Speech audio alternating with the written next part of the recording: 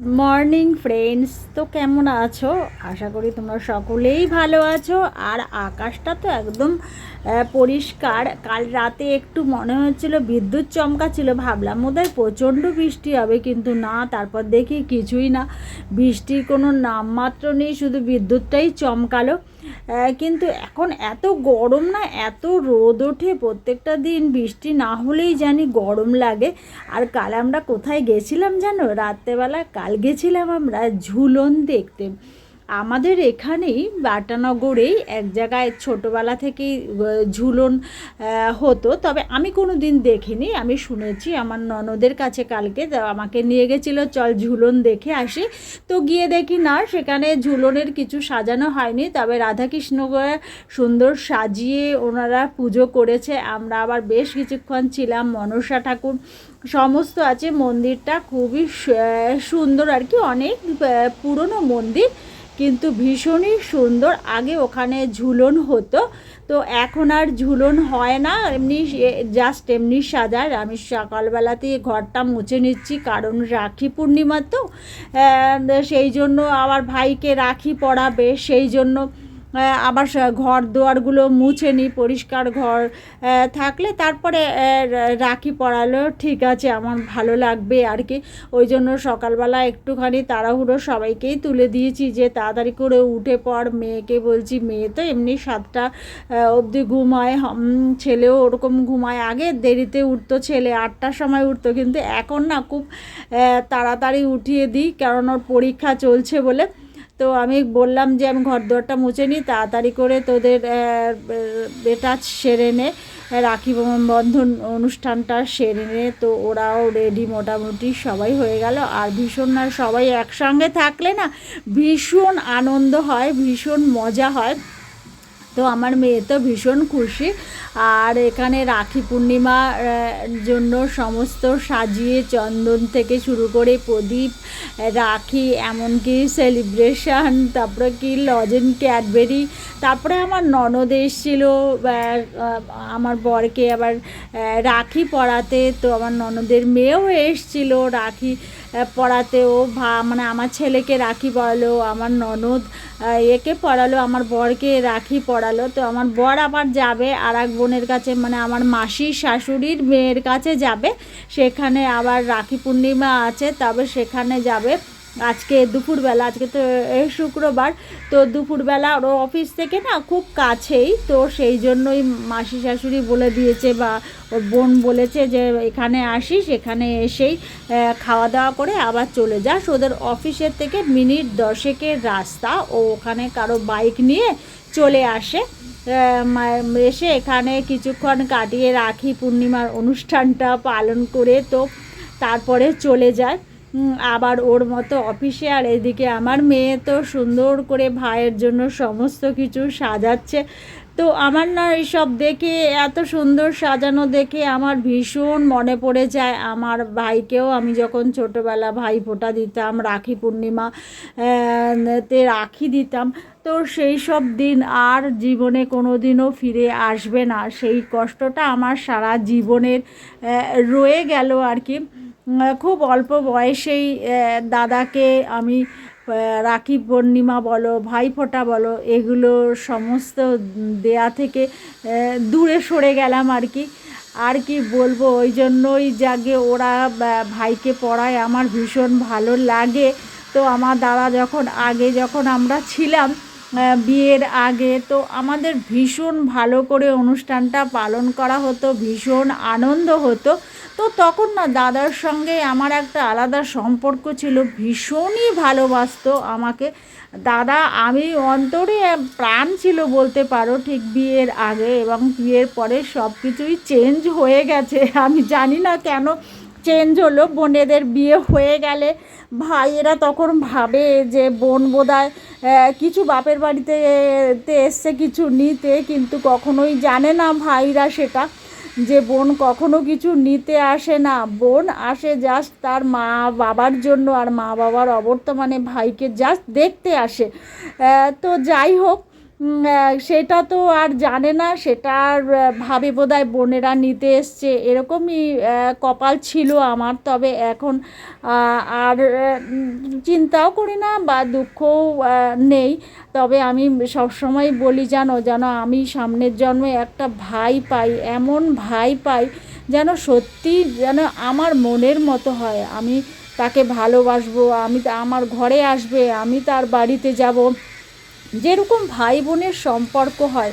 মেয়েকে সব সময় বলি যে বাবা, ভাই বোনের সম্পর্কটা সুন্দরভাবে রাখবি। ছেলেকেও একই কথা বলি, যেহেতু আমি ঠকেছি না, সেই জন্য আমি সব সময় বলি যে তোরা বাবা সম্পর্ক সব সময় রেখে চলিস। কেউ কারো বাড়িতে কিছু নিতে আসবে না, যে যার ঘরের স্বাদ তার মতো থাকবে, তার মতো খাবে।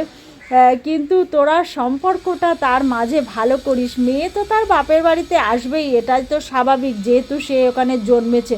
একজন ছেলে যদি জন্মে তার বাবার কাছে থাকতে পারে, তো একটা মেয়েও তো তার বাবার বাড়িতে আসতে পারে। কেন যে সে বোঝা হয়ে যায় পরে, এটা আমি জানি না।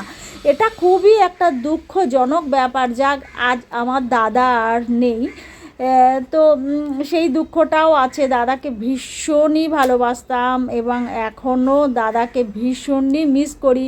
ছোটোবেলার কথাগুলো আজও যদি মনে আসে তো চোখে জল আসে। যে দাদা জানো, তখন তো কারেন্ট অফ হতো খুব বেশি। দাদা আর আমার সম্পর্কটা ভাই বোনের এতটাই ভালো ছিল যে এরকম মনে হতো এক এক সময় কারেন্ট অফ হলে দাদা আমাকে বলতো, তুই আমাকে 50 বার হাওয়া কর, আমি তোকে 50 বার হাওয়া করি বলে ও হাত পাখা দিয়ে আমি আগে ওকে দিতাম হাওয়া, ও আমাকে দিত, এরকম আর কি। ভীষণ ভালো, এটা খুব ভালো একটা সম্পর্ক ছিল। এবং যেন দাদা যদি কাজে যেত তো কাজের থেকে আসতো, বা স্কুলে গেলে স্কুল থেকে আসতে এসে আমি বসতাম, আমার সামনে এসে বসে বলতো পিঠটা চুলকে দে না, তো বসতাম, আমিও চুলকে দিতাম। এবং শুধু তাই না, এত সুন্দর সম্পর্ক ছিল যে আমি যদি কিছু খেতাম না, আমার পাতের থেকে দাদা তুলে নিত, আর তুলে নিয়ে বলতো, আমি চুপ থাকতাম, আমি বলতো কী রে তুই চুপ করে রয়েছিস, তুই কিছু বলছিস না, তোর পাত থেকে সব আমি তুলে নিলাম। আমি বলছি না রে, আমার কোনো কষ্ট নেই, কারণ তোর যদি মনে হয় তুই খা। হ্যাঁ, তখন আমাকে বলছে তোর সঙ্গে না আর পারবো না, এই করে তুই একটুখানি রাগ হবি, যে ঝগড়া করবি, আমার এটা খুব ভালো লাগে। আমি বলছি না রে দাদা, আমার কপালটা তো তুই নিতে পারবি না। তখন দাদা জানো কথা বললে না, আমাকে আবার জিনিসগুলো যেগুলো আমার পাতের থেকে নিত সেটা আমাকে দিয়ে দিত। আর এত ভালো সম্পর্ক ছিল। দাদা যখন এই বিশ্বকর্মা পুজোর আগে না ঘুড়ি ওড়াতে যেত, তো আমিও দৌড়ে যেতাম পেছনে, হয়তো ও ঘুড়ি আগে থেকেই ওড়াচ্ছে, আমি হয়তো যাচ্ছি, তখন গিয়ে আমার হাতে না ও ঘুড়িটা উড়িয়ে আমার হাতে দিত, আর মাঝে মধ্যেই সুতোতে টান দিত। তো সেসব কথা ভীষণ মনে পড়ে। আর আজকে আমি রান্না করেছি এখানে মুসুরির ডাল, আলু সেদ্ধ, চিচিঙ্গা, পেঁয়াজ দিয়ে আমি ভেজেছি। আর এখানে না নিহারি মাছের ঝুড়ো করেছি। আর ছেলে না নিহারি মাছ খায় না বলে ওর জন্য ডিম কষা করেছি। তো সেই জন্য এবারে ছেলে দেখো আজকে বিছানাটা গোছাচ্ছে, আমার ছেলে তো একেবারে খুব কাজের হয়ে গেল। আমি দেখতে পাচ্ছি সকালবেলা উঠেই সমস্ত কিছু আগেই ওরা রাখি পূর্ণিমা করেই তারপরে সঙ্গেই দেখছি ও বিছানাটা সুন্দর করে গুছিয়ে নিল। যাকে আমার মনে একটু শান্তি হলো না, ছেলেটা একটু কাজ করছে। এবার ওরা বেরিয়ে গেছে পরে অফিসে, আমি আবার ছাদে গেলাম, আমাদের ফ্ল্যাটের ছাদের ওপর গেলাম, গিয়ে আবার গাছে জল দিলাম, যে গাছটা যদি শুকনো গোড়া হয়ে যায় মরে যাবে। তবে জানো গিয়ে দেখি দুটো গাছ মরে গেছে। জবা গাছটা, ব্যাঙ্গালোর জবাটাও মরে গেছে, আর একটা লাল জবা ছিল সেটা মরে গেছে, সাদা জবাটাও ফুটেছে, হলুদ জবাটাও ফুটেছে। আর ওখানে পয়সা ফুল যেটা আছে সেটার মধ্যে 3-4টে ফুল হয়েছে। গোলাপ ফুলের, চীনা গোলাপের ছোটো ছোটো ফুল হয়েছে, আর ওই ঝাড়ের ওই ফুলটা তো আছেই। আর গাছ না মরে গেলে না পুতলে আমার ভীষণই খারাপ লাগে, কষ্ট লাগে। আর কদিন যা বৃষ্টি হলো, দেখো এমন অবস্থা যে আমি ঘরের ভেতরে যদি নিয়ে আসি, গাছ মরে যাচ্ছে, রোদ আলো পাচ্ছে না, হাওয়া বাতাস, তো আবার দেখো বাইরে নিয়ে গেলে আবার ওইখানেও বেশি বৃষ্টিতে মরে যাচ্ছে, কি যে করব আমি বুঝে পাই না। তো বিকেলবেলা আমি জামা কাপড় সমস্ত গুছিয়ে নিচ্ছি। আর তোমরা বলো তো আমার ভিডিওটা তোমাদের কেমন লাগলো? যদি ভালো লাগে তাহলে অবশ্যই লাইক শেয়ার কমেন্ট করবে, তাহলে না ভীষণ ভালো লাগে এবং আগ্রহ জাগে যে ভিডিও দেওয়ার জন্য। তোমরা যদি লাইক করো কমেন্ট করো। তো আজকাল আমি আবার অন্যরকম ভিডিও এরকম দিচ্ছি, তো আমার মেয়ে বলছে মা এখন যে তুমি ভিডিওগুলো দাও না ভীষণ সুন্দর লাগে দেখতে, বেশ কেটে কেটে কেটে কেটে তুমি তো সবই শিখে গেছো মা। আমার ছেলে মেয়ে ওরা বলছে মা তো এখন মডার্ন হয়ে গেছে, মা এখন সব কিছু আস্তে আস্তে শিখে যাচ্ছে। আমি বললাম হ্যাঁ, তোদের পাল্লায় পরে তো সব কিছুই শিখতে হচ্ছে, তবে আমি আগে ভিডিও দিতে জানতাম না জানো, এখন না এরকম ভিডিও দিতে আমি আস্তে আস্তে শিখে গেছি। তবে এগুলো কিন্তু সবই আমার মেয়ে শিখিয়েছে জানো, আমার মেয়ে সমস্ত আমাকে হাতে ধরে মা এরকমভাবে এডিট করবে, এরকমভাবে ছবি তুলবে, আমাকে সব কিছু শিখিয়ে দিয়েছে। এমনকি আমাকে বলেছে মা তোমাকে একটা স্ট্যান্ড কিনে দেবো, ঠিক আছে, কারো দেখতে হবে না, যদি যা দেখে না দেখবে তোমার মনটা ভালো লাগবে, তুমি ভিডিওগুলো করবে নিজের মনে নিজে, দেখবে তোমার মনটা ভালো লাগবে। সারাদিন তো তোমার ঘরে কাটানোর মতো একা একা থাকো। হ্যাঁ, যাকে আর বেশি কথা বলছি না, নিত্য নতুন ভিডিও পেতে আমার চ্যানেলটা সাবস্ক্রাইব